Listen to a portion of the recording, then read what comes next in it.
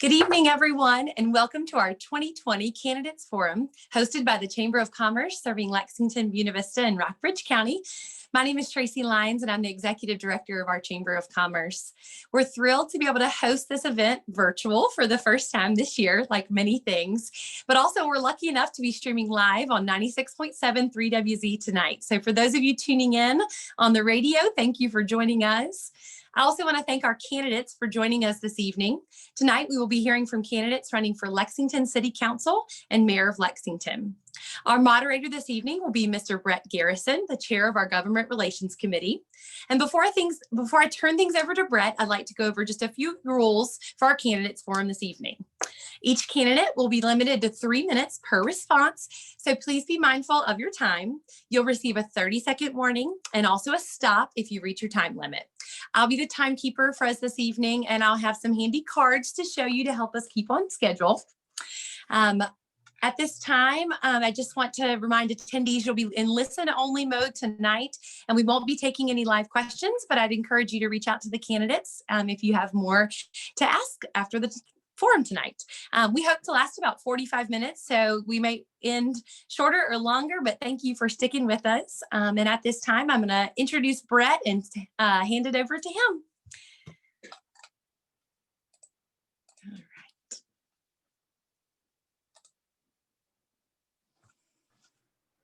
Well, thank you, Tracy, and good evening and welcome everyone. Appreciate it, taking the time this evening doing the virtual forum.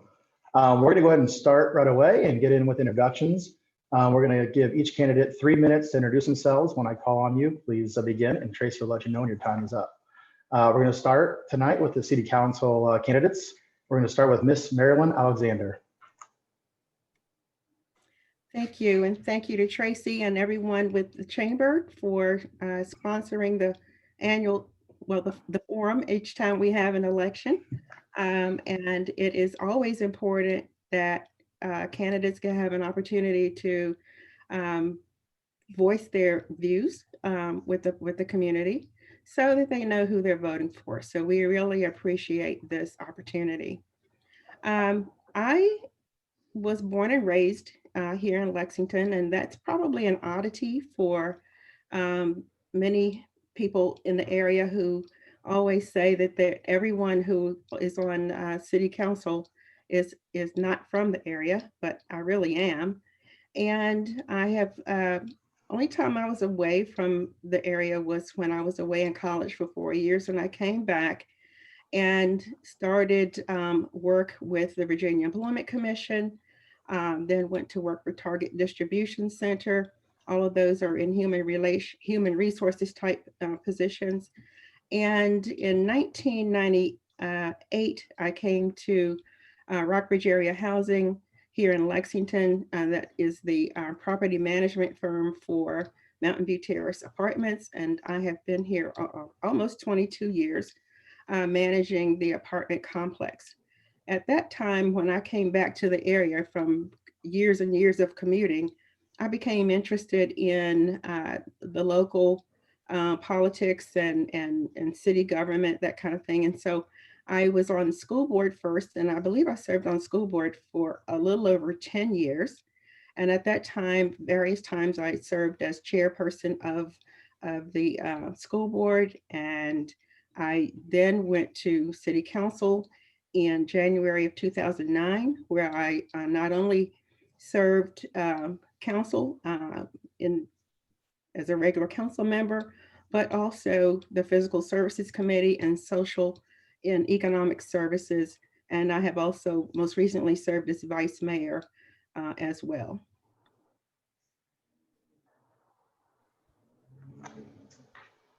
Thank you, appreciate that. All right, next candidate will be Mr. Charles Ogden.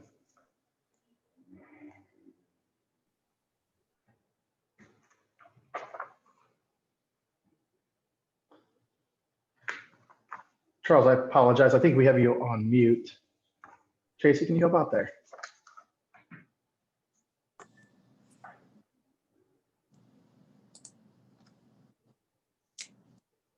You should be able to click. There you go. There we go.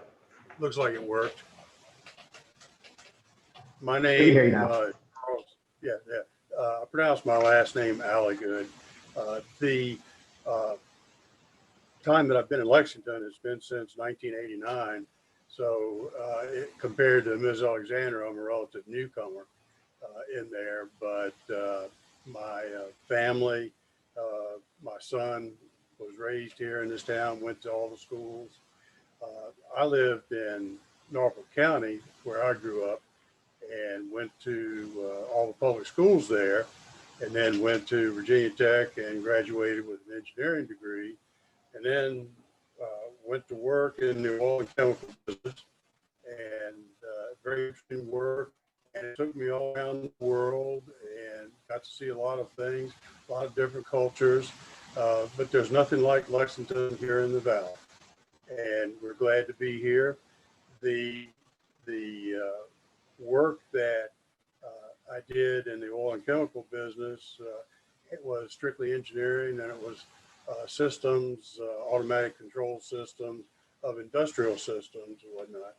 After I moved here with my family, one of the things that I did just by happenstance was I started tutoring kids in math because I had some time, and it turned into a full-time job. So many people might know me because of probably having tutored their children in math through quite a few years.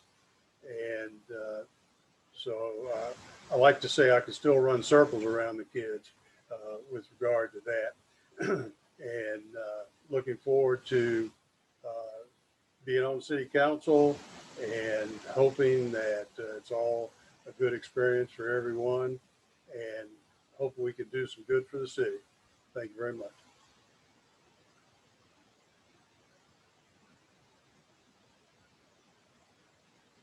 So that was the end.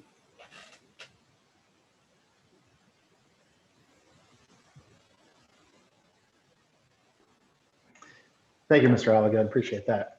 Our next candidate will be Miss Leslie Strawn. Hi, I'm Leslie Strawn. I'm running for a second term on Lexington City Council. I've lived in Lexington for 20 years, so I am, I guess, a fairly newcomer. We moved here because my husband has a job with Washington and Lee University. We raised our two sons here. They went through the city schools and then graduated from Rockbridge County High School. I have a degree in chemical engineering and worked in chemicals manufacturing in Texas. I was a process engineer and then an environmental engineer. In my time in Lexington, I've been involved with a lot of civic organizations, with Habitat for Humanity, Project Horizon. I'm currently on the Main Street Board, Planning Commission, Lexington Walkability Team, and the RANA Board. And I got involved in the school board. I actually took Frank's seat once he moved on to city council, and I served a short time with Marilyn while she was chair on school board. My reason for running for school board was I felt strongly that we needed improved facilities in our community, and Frank and Marilyn had started already with that process, and I wanted to make sure to see it through.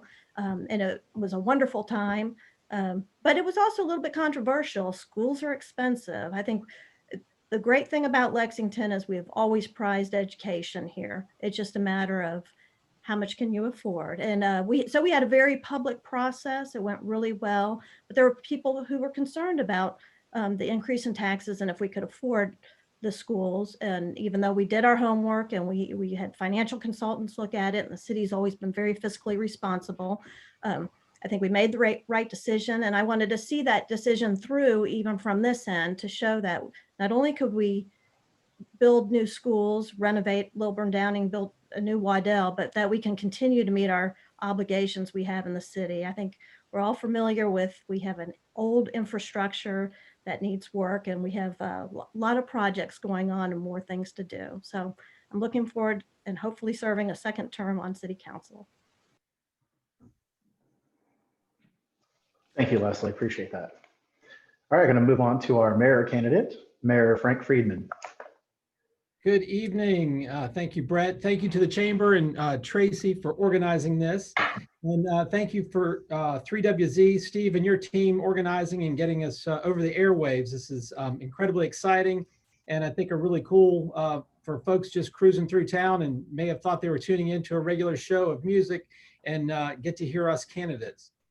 Thank you to the fellow candidates who are running. It's not an easy endeavor, and as you all know, especially during COVID time. I'm grateful to Cornerstone Bank, my employer, for allowing me to run for mayor and to serve in the past.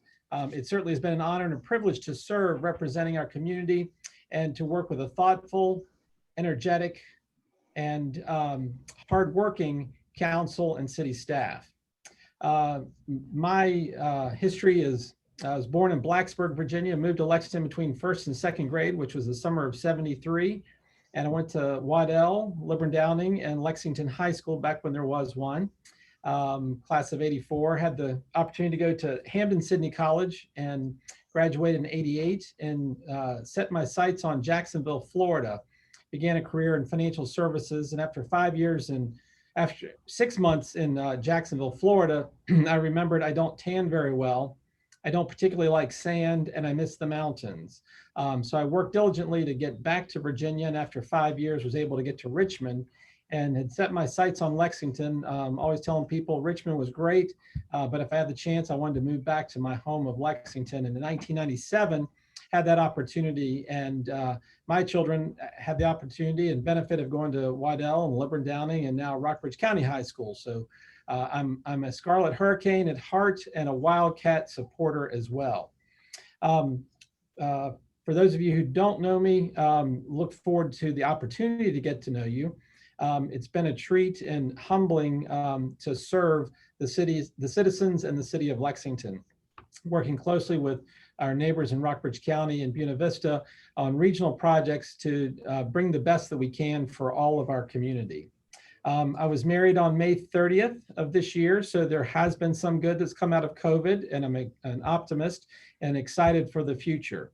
I'm a son of a school teacher. That's not a bad word. You coached us earlier, we couldn't say bad stuff, but son of a school teacher, and believe and have strong convictions for education, respect, and process. Look forward to November 3rd and humbly ask for your vote on that day, and look forward to Election Day. Thank you. Thank you, Mayor Friedman. All right, thank you to all the candidates for introducing themselves to everyone. We're going to go ahead and move on to our first question. Mayor Friedman, we're going to start with you this time, and then we'll go in reverse order. Our first question for Mayor Friedman. What would you say has been your greatest accomplishment during your term as mayor? And what will you focus on for your next term if elected? Thank you, sir. I would say definitively, I have no personal accomplishments because council and the city working collectively is the process and the way it should work. A couple of highlights that I would suggest and things that the council has championed that I'm really proud of. One, we had a smooth transition from Noah Simon, who led capably for a number of years, to an interim Brenda Garten, and now to Jim Hallis. Very smooth process. Excited to have Jim here and bring his experience and talents for running the city. He's been a little bit snake bit as we've had a few people retire in key positions, but he's made some terrific hires and the staff is in really good shape. I also would champion supporting the environment for businesses and citizens to thrive. I feel like council has done a great job and staff has followed through on the policies and procedures that we have in place and that's really the goal of local government, is to provide the environment for businesses and citizens to thrive and live harmoniously. I wouldn't go so far as to say we're perfect, but I feel very strongly that council and the city accomplish a great deal of excellence. Another big project that has been handled and I think council did a great job with was the Main Street water replacement project. And it's hard to think, we're all in COVID time right now. But when we look back a little over a year ago and there was a ditch down the middle of our city, businesses were trying to keep dust off their goods and clean their windows. It's just amazing the difference a year makes. But getting that very, very old water lines replaced so that we have strong infrastructure, and getting the smooth main street so that everybody can ride comfortably down is another great accomplishment of the city. In the next term, I hope to keep local government local. I feel like our city council and myself do a great job of not playing politics. We just stick to the knitting of local government and do the things that local government should do to support its citizens and its businesses. And I look forward to, again, Election Day and the opportunity to meet folks at the polls. Thank you, Mayor Freeman. All right, well, we'll do our first question now for the city council candidates. Ms. Leslie Strong, you'll be up first. What motivated you to run for city council? If returning for another term, is there something that you hope to accomplish during the next term? Sure. Things I'd like to accomplish during this next term focus on local economy, improving the local economy, infrastructure, continuing those projects, and improving the livability of the community. And I'll hit on the first two items later on. So for this, I'll talk about livability. We live in a wonderful community, but there's always room for improvement. And I think the discussions we've had lately really shine a light on that. Racial equity is a huge issue in the spotlight. I think many of us, and I can tell you I was one of them, thought we were actually in a pretty good place in Lexington until you really start to look at the issue and hear the story. So I applaud the open, safe discussions we've had. It's a time for people to be very honest, and we need to make sure people feel honest, voicing their opinions. I would say the best event I've gone to in my 20 years in Lexington was the Richardson Park event, where people felt comfortable talking about the issues that they've faced. And knowing most of the people who spoke, I knew some of the stories, but didn't know the whole issue. And it brings it to light that we have a lot to work to do on that issue. So that's something I hope we as a council are committed to continuing to address that. And there are some systemic racism issues that are part of that conversation. And so I think we have a big challenge in front of us, but I think as a community, if we work together, we can definitely make inroads on that, a lot of progress. And we need to support all of our schools so that all of our students succeed. Like I said before, Lexington has always valued education, and we need to continue with that tradition. And we need to make sure that all of our students have the opportunity to succeed. And we need to make sure that in our hiring practices, we have diversity on our boards and commissions. So I would encourage folks, if you want to get involved and make a difference in the city, start applying for our boards and commissions. It's easy. You can go on the city website and fill out. There's now one application for all positions. So the process has gotten easier. So looking forward to seeing a lot of new faces working with us in the city.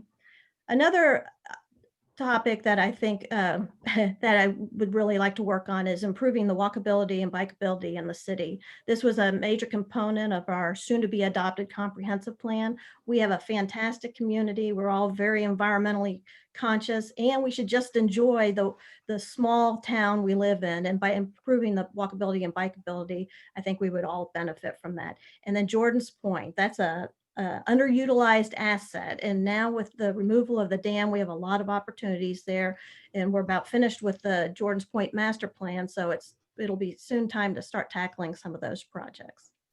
Thank you. Thank you, Mr. Strong. Next up will be Mr. Charles Alligood. What motivated you to run for city council? And if elected, what do you hope to accomplish? I started going to city council meetings and planning commission meetings quite a few years ago. And one of the things that I observed when I went was that generally I was the only person from the public there besides the council members, which pointed out that Lexingtonians were, I guess, satisfied with the way things were. And I felt as though that people should have the opportunity to come, and of course they do. And one of the things I want to make happen is make it as easy as possible for citizens to participate in any government function. When I came to the meetings, one of the things that, another thing that I learned was that you can't always believe everything you read in the papers.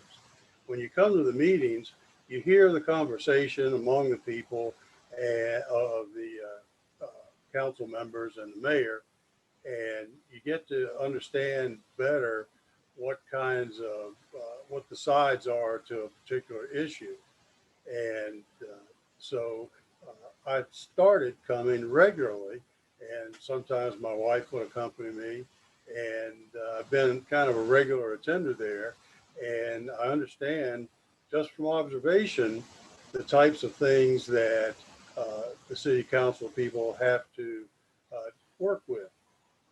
Along the way, I was appointed to the Board of Equalization. I appreciate that appointment. And that was an interesting job that has to do with assessments and the valuation of the properties at the time. And the other board that I was appointed to was the Lexington IDA board, which currently is the way that money, some money, is being channeled into Lexington businesses. I'm sure the chamber would be aware of that. And we're getting ready to meet next Monday, probably for the second round distribution of an additional 130,000. So a total of 260,000 that'll have been distributed to Lexington businesses. One of the things I hope to accomplish has to do, when I'm in office, has to do with the new comprehensive plan. This is without a doubt one of the best documents that I've seen and been a part of the creation for Lexington. It is definitely going to be a living document. And one of my objectives as city council person is to make it happen. And I intend to work and give my full effort to making that happen. And so that's the main part of what I have to say. Thank you, Mr. Alligood. Next up will be Miss Marilyn Alexander. What motivated you to run for city council? And if returning for another term, is there something that you hope to accomplish during the next term? Well, actually, I'm not supposed to be here. I announced my plan not to run again a few years ago, specifically for two reasons. Number one, to give others an opportunity and a chance to bring new ideas forward, as I knew that I was going to be ending my third term on council. And that's a long time. The second reason was I wanted to spend more time on the road, going out of town to visit my grandchildren that were very small at the time that I thought that I should not run again. Over that time period, I approached a lot of people about serving on boards and commissions and or on city council. And in regard to council, there was one person who said maybe. The others were a no-go. So by the time the third week of May rolled around, when the person who was waffling decided that was just not the best thing for them to do, I took a look at what council was facing at that time, and that was in May, and that was the COVID budget issues. There were racial injustice issues brewing that were probably going to come into our venue and our city to actually address. And we started getting feedback about the Stonewall Jackson Memorial Cemetery matter. So in the meantime of all of that going on, the grandchildren had moved closer, actually had moved here. So that was no longer the issue. And I was being contacted to just go for it. I was still feeling apprehensive, even though there was encouragement to do so.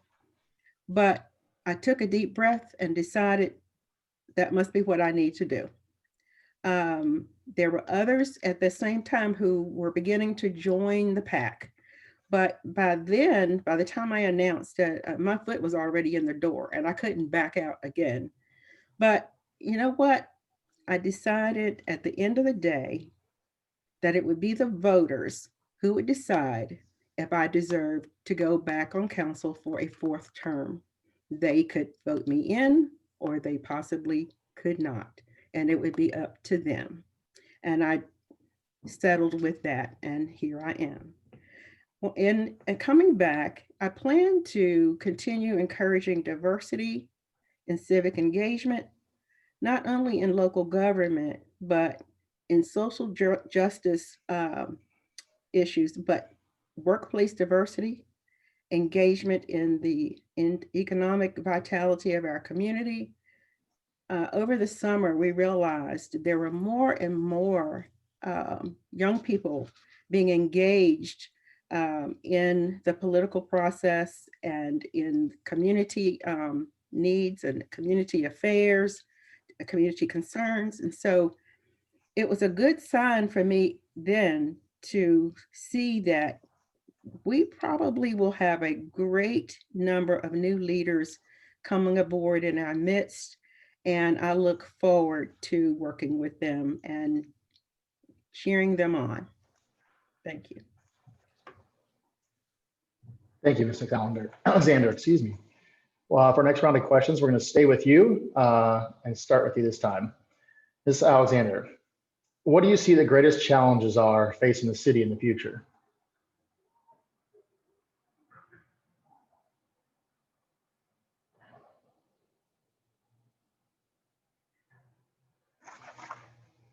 Ms. Alexander, I'm sorry. I think we can't hear you. You might be on mute. I'm sorry. First, I want to convey That's all right. Thank you. My deepest sympathy to those families who have lost family members to COVID. I think that one death as a result of a pandemic was more than enough, but now we realize that we have over 200,000 deaths on our record now, and that is just a huge impact on the United States.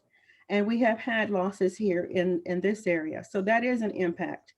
Economically, though, the most direct impact to us is COVID related, is the impact of the loss of businesses.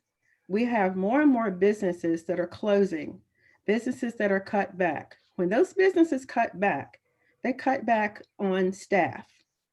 They're out of work, and that affects our economy. There are few daycare options right now because you have more businesses that are closed or limited services rather than those that are open on a full scale. We have all of those things cause an impact to our economy with the cutbacks in staff and cutback in money in those businesses. All of that impacts us directly and indirectly. And I am really concerned that this COVID situation is not over. I think we have a long way to go. And I am really concerned about what that is going to do in a long range situation with our city, when we're at the same time, we're trying to encourage business and to encourage people to move to Lexington. But with COVID, I'm not sure what kind of battle we're going to be fighting in the future. And I'm really concerned, and that is a huge challenge for me. Thank you very much. Next question will be for Mr. Alligood. What do you see the greatest challenges facing the city in the future? Well, it's always infrastructure for Lexington, and that's not going away. And the issue, of course, is how to pay for it. One of the problems that Lexington faces is creep from institutions, which currently makes the assessed value of properties in Lexington that are tax exempt 70% in that vicinity, which leaves 30% to pay the bills. And that's a serious problem. One of the things that I would appreciate the institution's doing is stepping up a bit more than they have so far. The burden for the schools and all city expenses, and $32 million budget overall, it puts the squeeze on property taxpayers, real property taxpayers. The 30% assessment pays all the bills. There are some associated fees and whatnot where the city generates other money, but the main money comes that way. And the issue on the infrastructure, we've just seen major construction project down Main Street that Mayor Friedman talked about, where it was dug up. And there's some other infrastructure projects that are on the books that will result in borrowed money once more. And every time the city borrows money, of course, there's a necessary debt service that goes with that, and necessarily taxes to pay for it. And the cities, governments don't have the same problem that, say, individuals do. Everybody has to service their debt, but the cities have the ability to raise taxes if they run a little short. So proper management of the city finances is going to be one of my key areas for being on city council. Thank you very much. Appreciate that. Next up will be Ms. Strawn. Yeah. What do you see as the greatest, what do you say is the greatest challenges facing the city in the future? Yeah, I would say the greatest challenge facing our city is having a sustainable economy. We need to broaden our tax base so that we can affordably provide our outstanding city services to the community. We know we have problems with infrastructure. We need to replace a lot of water and sewer lines, repave roads, and we can't just continually raise taxes. We need to find new sources of income, and that includes broadening the tax base. We have a study right now in looking at the VDOT property. We did a housing study that shows we need more housing in Lexington, and we have the ability to provide more housing in Lexington. We need to start looking at different types of housing to have a diversity of housing types. And so multifamily housing is a good option for the city. And we have a couple properties that are prime candidates for that type of building. The soon to be implemented and approved comprehensive plan identifies what we call opportunity areas. It's a few areas in the city where you can do some type of development to broaden the tax base. It could be either multifamily housing, some type of housing development, or even appropriate commercial investment, new commercial properties.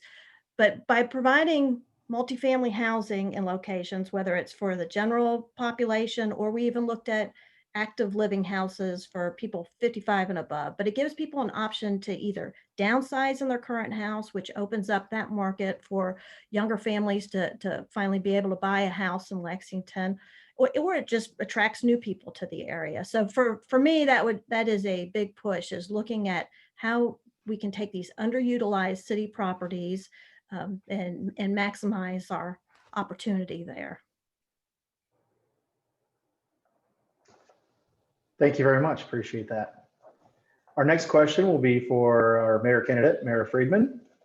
The business community has been greatly impacted by COVID since March. How can the city council best support our local business owners?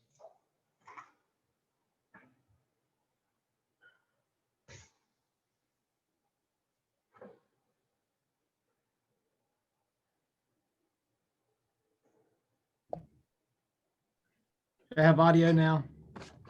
Excellent. Thank you, Brett. Sorry about that. Yeah, no worries.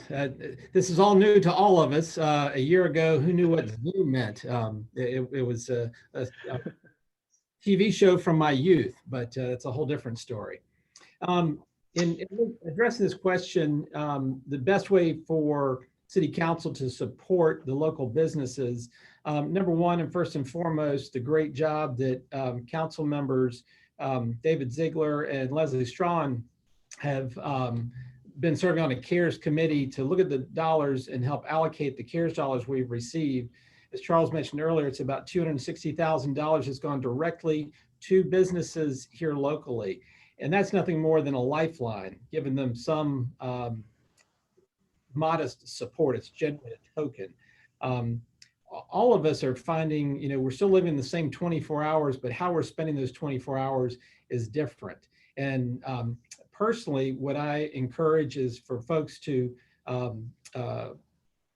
advocate and work with our local businesses to make use of what's here, not worry about Amazon being shipped in and creating more waste and things of that nature, but see what you can find that's right here under our nose with our local businesses and help our friends and neighbors and have those dollars circulating through the community to accomplish great things.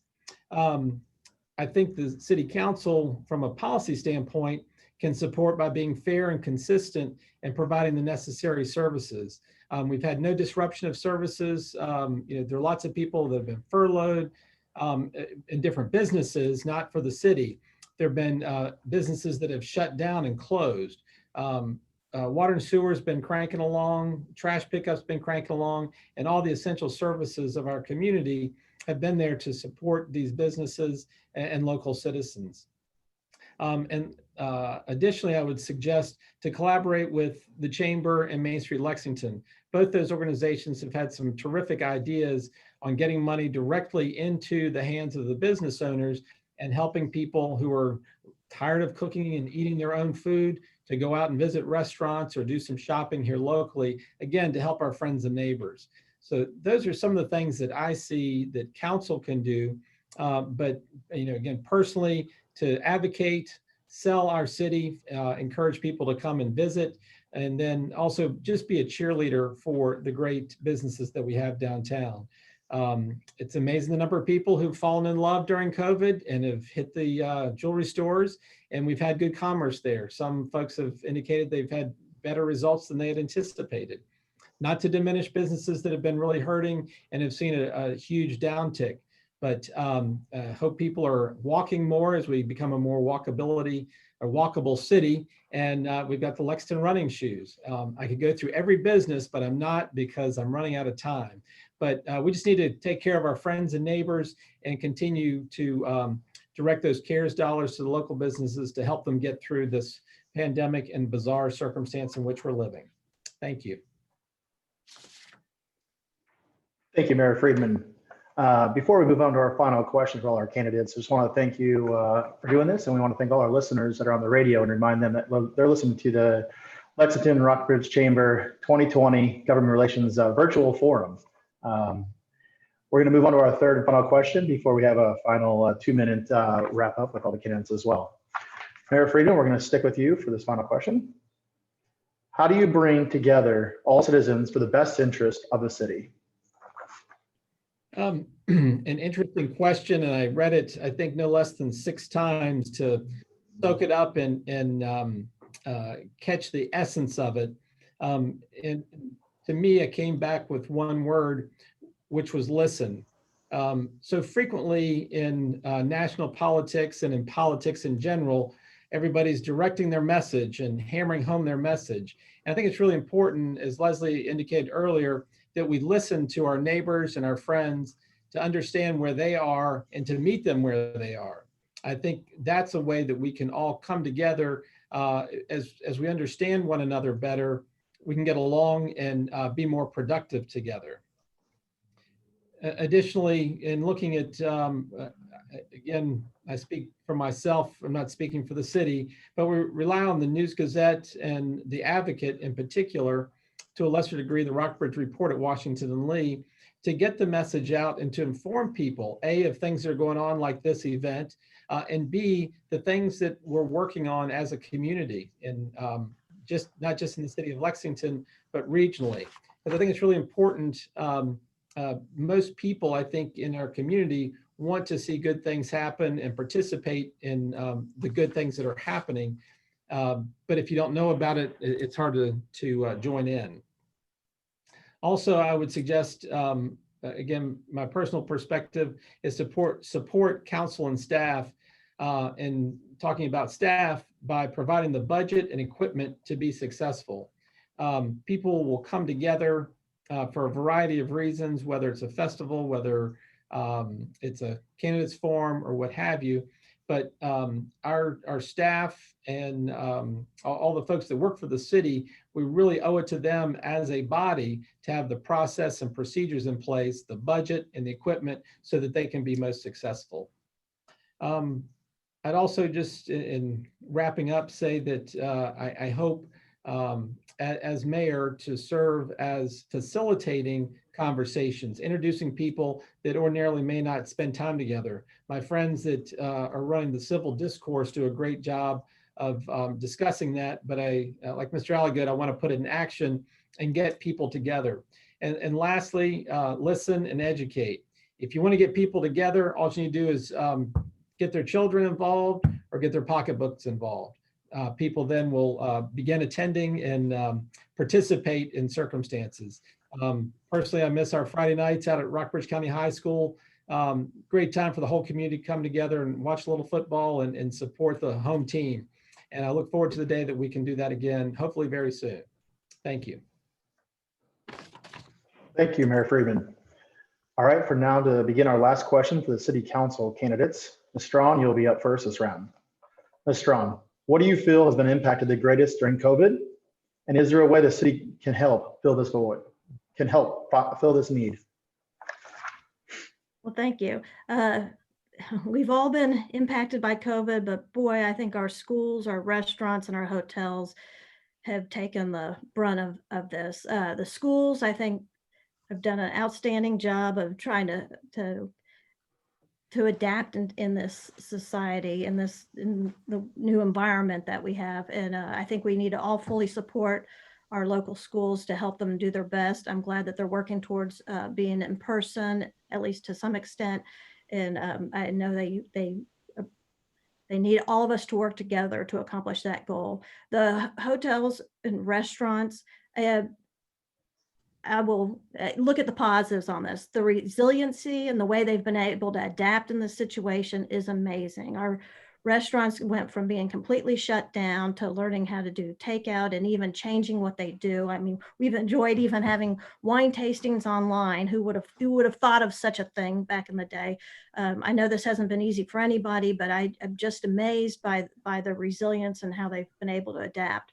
I'm glad that the city, the IDA, and Main Street have been able to work together to provide funding to our local businesses to help them to adapt and cope in this situation. I know from hearing from businesses that has been a necessary lifeline.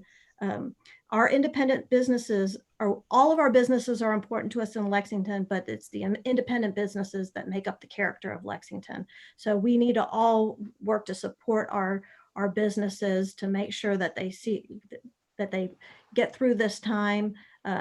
I know they all appreciate all of the support they've gotten from the local community because we have been safe in our community, because we are looking out for each other and for our tourists. We are starting to see more tourists here. And I think we need to embrace that, and we can do it safely. We've been doing it safely. I'm grateful to the Horse Center for continuing to have events. I went to a couple months ago, went to the TAPS, and they were fully booked because of events at the Horse Center. It's good that sometimes we forget about those assets we have in our community that are really helping us to get through this time. One thing I enjoyed when we did the Launch Lex and we had the business startup program was the vision that those businesses had for Lexington. And a lot of them were activity oriented businesses. You had the sewing shop, the running shop, the knitting shop, and then like Sugar Maple, that was the feel good shop. And it's just amazing to me. It's those type of businesses that we really need at this time, and the game shop as well, to get us through this time. So please continue to frequent all of our businesses, especially our downtown businesses, but January and February are going to be rough. So that's when we really need the community support the most. Thank you. Thank you, Ms. Strong. Moving on to Mr. Alligood. What do you feel has been impacted the greatest during COVID? Is there a way the city can help fill this need? I couldn't agree more with Mrs. Strong. It's got to be the schools and the businesses. that have felt the brunt of it all. It's basically shut down the community until those can reopen. The community doesn't go back to being as vibrant as it used to be. And one of the things that has to happen for the community to come alive again is to reestablish all of those things. The schools are making an attempt to go back to school. You know, I look at it as rolling the dice. We don't know whether it's going to work or not work, but you have to give it a try and hope for the best. And if it does work, then everything turned out all right. And so, but you don't know unless you try. And so businesses with the takeout, it's been amazing to see the support of businesses by the citizenry in the takeout arena, and as best you can. But even then, businesses are still hurt. And the IDA money that goes to the businesses, I agree with Mr. Friedman, it's kind of a drop in the bucket, but it's something. And, you know, it's more, it's, if we could do more from the city council perspective to channel money to downtown businesses, that would be a good thing. And maybe some more CARES money is going to come. I understand that a large pool of money, unexpected, has come to the school system as a result of the legislature. And this unexpected money will probably reduce the amount of money that city council would otherwise have to put towards the school system. And maybe that money can be used as well to enhance downtown businesses. And the COVID problem is not going away. We're all crossing our fingers for this vaccine sooner rather than later. And we need that, and the flu shot too. So stand in line, and I appreciate it. And that's the end of my comment. Thank you, Mr. Halligan. All right, moving on to Ms. Alexander. What do you feel has been impacted the greatest during COVID? And is there a way the city can help fill this need? I think that these great minds must be thinking alike in regard to Leslie and Charles, because I'm also thinking in terms of how our restaurants and other businesses are losing money, especially our restaurants, because they are the ones that have to adhere very closely to the distancing, having less tables. And now winter dining is around the corner. And with thinking about eating dinner outside or having lunch outside in the winter, we need to figure out how that's going to work. And the city could help expedite any requests that do come to us regarding outdoor dining requests, heating, and how to do that. And we should try our best to work with them, but also keeping safety in mind. What will they need? How can the city help them? Well, first of all, we have to look at our guidelines, our safety, as well as our ordinances to figure out how to accommodate however we can in a safe manner. If they request to somehow expand their services, will it be on a patio? Will they be asking for public parking spaces, which are limited? Will we be able to continue allowing that? We have to help them consider dining inside by using plexiglass to separate tables. Will they be able to do weekend specials? Will they be able to do peddler type services in parks and parking lots and vacant spaces?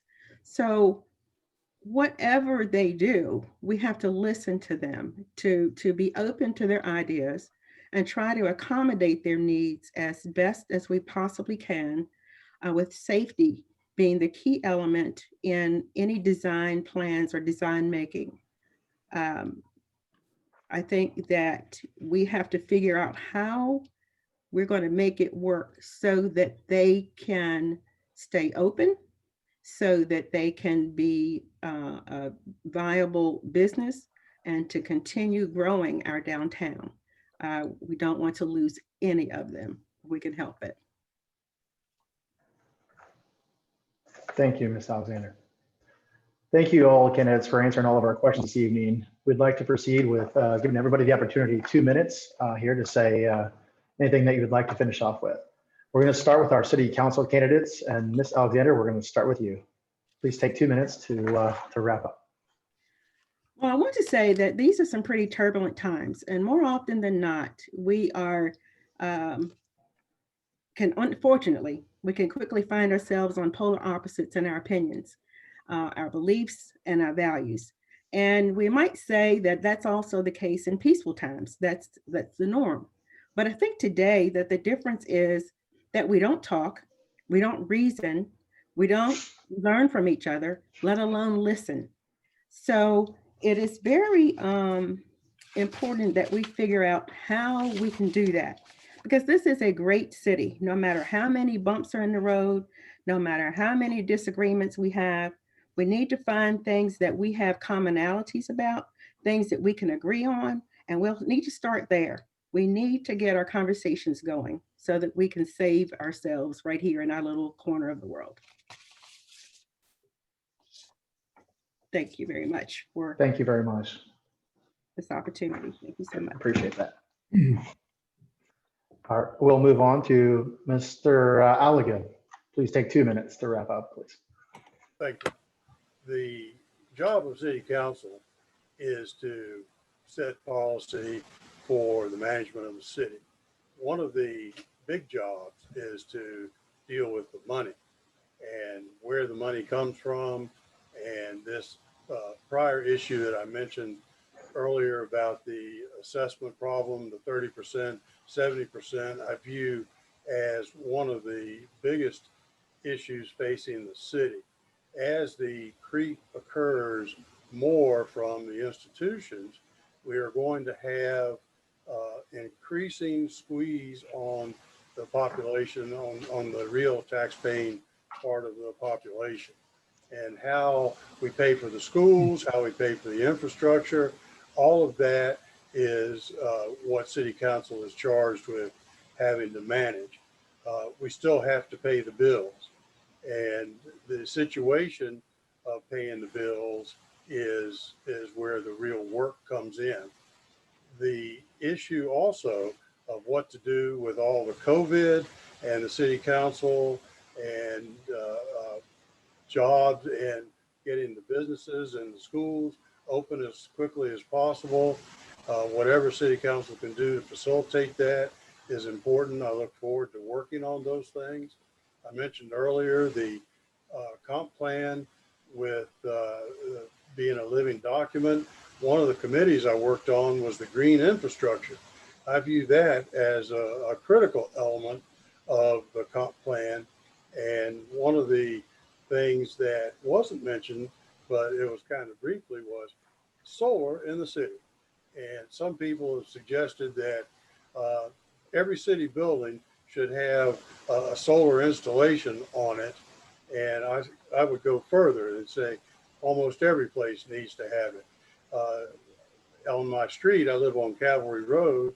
On my street, I look out and I see all the empty roofs over at Kendall just begging for solar. And one of the things that they should be doing as well, it would save themselves some money, but they haven't done it yet. And hopefully they will. And hopefully the city will have a program as well. And maybe the city would facilitate homeowners installing solar as well. But at the very least, on all city buildings, solar should exist at this point. Thank you very much. Thank you, Mr. Allegan. Ms. Strong, your final 2 minutes. Yeah, thank you for this opportunity, and thank you for this opportunity to serve on Lexington City Council. It really has been an honor and a pleasure most of the time to serve on City Council. But I feel like we've accomplished a lot during this time. Some of the, as Frank said, none of us accomplish anything on our own. It's as a group we do it. And I feel like for this city council, some of our biggest accomplishments have been passing an updated zoning ordinance that planning commission as well worked very hard on, implementing a brand new strategic plan that we put together, and then also looking forward to passing the comprehensive plan. And the things that have made, the reason those, I'm so proud of those documents is because of all the public input on it. And getting to what Marilyn said, we've listened to each other on doing these things. Everything is better when we have these open conversations. We don't always have to agree on everything, but you can get new perspectives, and we really need to get input from a variety of people to be successful, and also to make sure that we're all on the right track. So I'm really proud of a lot of things the city council has done. We've had a turbulent time. Who would have expected that we would be thinking about tearing down the George Point Dam and now renaming the cemetery. Those were not things originally on our work plans, but I think all those processes have gone very well. And I think our community's better and stronger for going through these challenges, because we've done it together and we've listened to each other. And I hope we continue to do that. Thank you. Thank you, Ms. Strom. Before I pass you back to Tracy Lyons, I just want to thank everyone this evening. I want to thank our candidates for being with us and adjusting with us this year and working with us as we all pivot, as we always say that now, in the times that we're dealing with. I want to thank all of our listeners on the radio for tuning in. I want to thank everybody for logging in online as well. Again, thank you guys very much. And Tracy, back to you. Well, and before I wrap up, I want to give Mayor Friedman a few minutes to do his 2-minute wrap up. Okay, if you want to say anything, we'll give you the opportunity. Thank you, Tracy. Sorry about that, Mayor Friedman. It's okay. No worries. I've been told I have a face for radio, and you just reinforced that for me. Couldn't even see me over here. Just kidding. Thank you guys for putting this on. To me, it's incredibly energizing. It just would be so much more exciting in a room full of friends and neighbors. As others have pointed out, we don't have to agree on everything, but having the opportunity to have your say and knowing that your council is always putting the interest of the community at the forefront. I always said the easiest part about serving on school board was the fact of every question could be answered with, how is this in the best interest of the children? The same goes for the city. How is this in the best interest of our community and our citizens? To pile on a couple of things Marilyn said, it's really critical that we do help these businesses. Back when COVID was first happening, there were lots of people advocating, shut down the streets, have somewhat of a festival and let all the restaurants empty and serve people in the streets. And I drew together all the restaurant owners and said, what do you all think of this idea? And they said, please don't. All the people who are doing carry out and pickup won't be able to get to our restaurants. So again, listening to the people where the rubber meets the road and what they need is really the role of government, not telling people how they're going to operate. So I look forward to continuing to facilitate those listening opportunities and being a resource for our business community however we can. A point of clarification, and looking at the CARES dollars, those are not limited to downtown businesses. Those are businesses throughout the entire city of Lexington. So just know that Frank's Pizza, even though and there's no affiliation except I eat there frequently, downtown, but they are recipients and eligible for CARES funds, as well as all the businesses around them.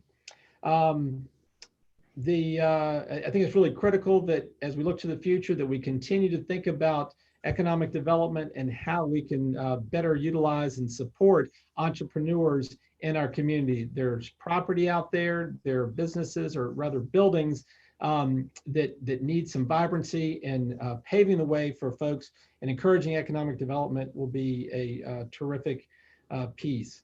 I think I said it, but I'll say it again. Thank you to the Chamber. Thank you for all the businesses who have hung in there and doing the best they can to survive during this COVID time. And also to our first responders. Those folks, again, didn't miss a beat. I think the average calls are like 7 to 8 calls a day that they're responding to, which is just phenomenal when you think about it. And in closing, I would, again, pile on something Marilyn indicated. It's not necessarily what happens, but how you react. And all of us can control how we react to situations, to stories, to Facebook, all kinds of things. And we have to continuously work diligently to be respectful, be patient, and be kind, and work together. Thank you very much. Thank you, Mayor. And please accept my apologies on the inadvertent skip over on you. And we're rolling with everything that 2020 is providing us. Thank you again to all of our candidates. I really appreciate it for tuning in tonight and being with us. Tracy, back to you. Yes. Thank you, Brett, for keeping us on schedule tonight. We appreciate it. To 3WZ and all our friends listening on the radio, thank you. This was really cool to be live on the radio tonight. And thank you to our candidates. We wish all of you the best of luck. We thank you for your dedication to our community and for your service. We know it's no small feat to take on this task. So thank you. Thank you. I also want to say a special thank you and shout out to our sponsors who make tonight's events and events like these that we can do possible. Cornerstone Bank, Carillion Clinic, Washington and Lee, VMI, Chef's Catering Company, Devil's Backbone Brewing Company, Bank of Botetourt, DuPont Community Credit Union, Lexington Golf and Country Club, ADS, Kindle at Lexington, White's Travel Plaza, Chuck Barger and Sons, Kappa Alpha Order, Hamrick and Sheridan Jewelers, Huffman Insurance Agencies, Dabney S. Lancaster, Spencer Home Center, Bark Electric, and Shenandoah Valley Health and Rehab, as well as McDonough Toyota. Thank you. And I hope everyone has a wonderful evening and be safe out there. Thanks, y'all. Don't forget to vote. And go vote. Absolutely. Have a great night, everyone. Thank you.